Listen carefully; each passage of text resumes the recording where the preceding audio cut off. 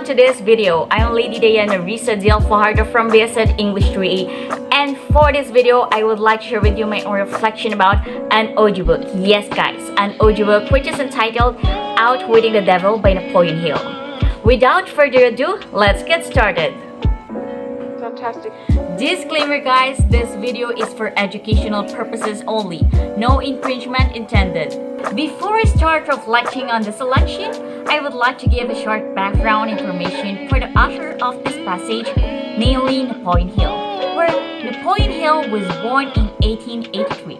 His family was poor and they lived in the hills of Virginia. When he was 13 years old, that was 1896, Napoleon Hill started writing for his father's paper. He used his earnings to enter law school at Georgetown University. This wasn't enough, so he withdrew. He continued writing and experienced turning point in 1908 due to an assignment to interview Andrew Carnegie. The duration of this interview was 3 days instead of 3 hours.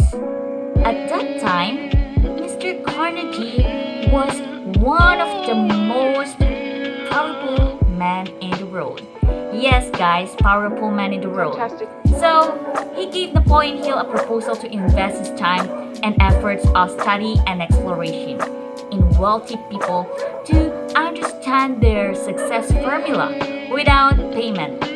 So this challenge took Napoleon Hill because he already was poor and got nothing to lose. Fantastic. Also, his curiosity led him to the motivation to go for this challenge.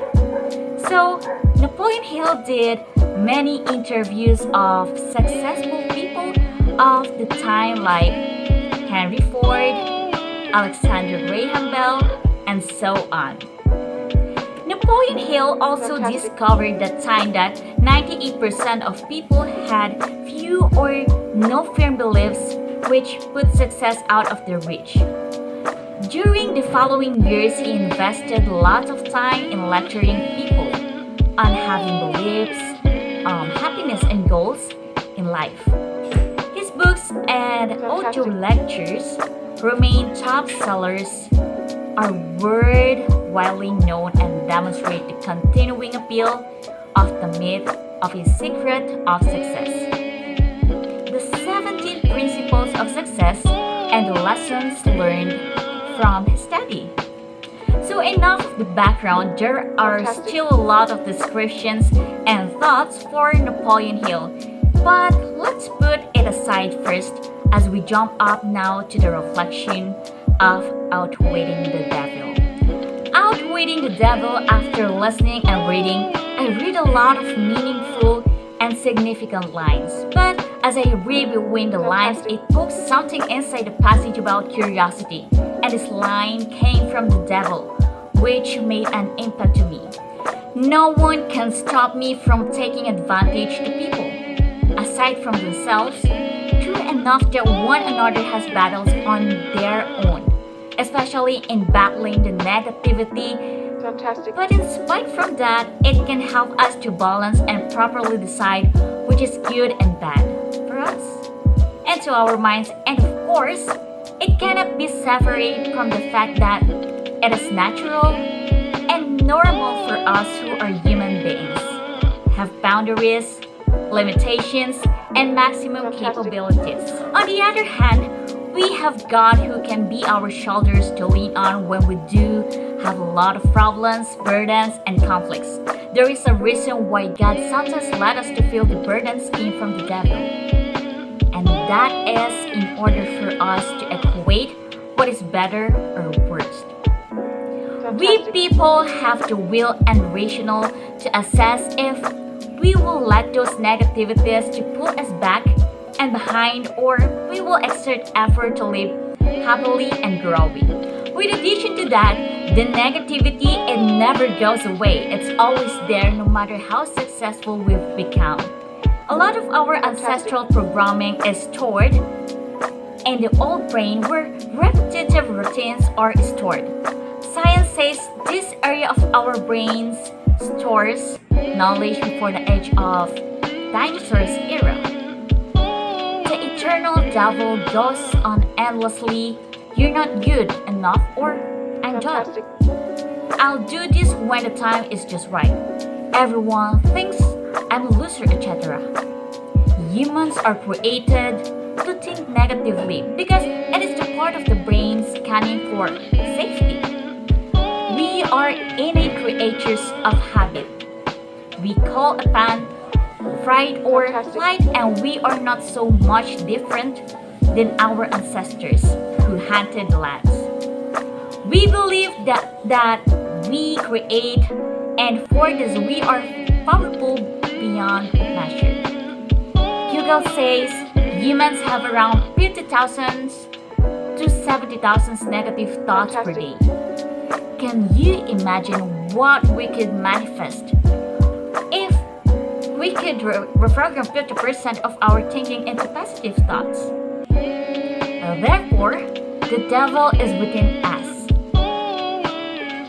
Another thing that tickles my mind is the meaning of drifters.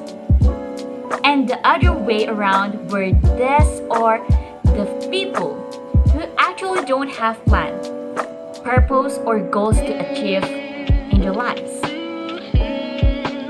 These are the people who let outcomes, whatever it will be, to pass by without considering what is good or bad. They also typically do the same mistakes again and again due to the fact that they did not learn from the mistakes and wrongdoings they have done from before. From this elaboration of meaningful lines, I can reflect that sometimes in my life that I did same mistakes, and even I tried to change myself, I found it hard to do so because I already live on that moment. Aside from that, I also reflect from the fact that I find it hard to find my purpose, especially in my academics, due to the fact that it is very exhausting and cannot find the motivation to do so.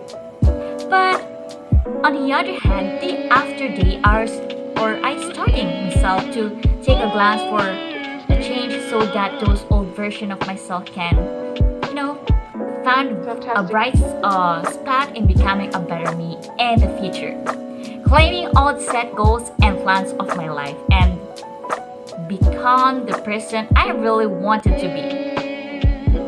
In addition, I also found the meaning of the non-drifters, where those are the people who have plans in their lives to achieve on goals set to be obtained in the future and have a purpose of living. They actually know what they really want and like on their side.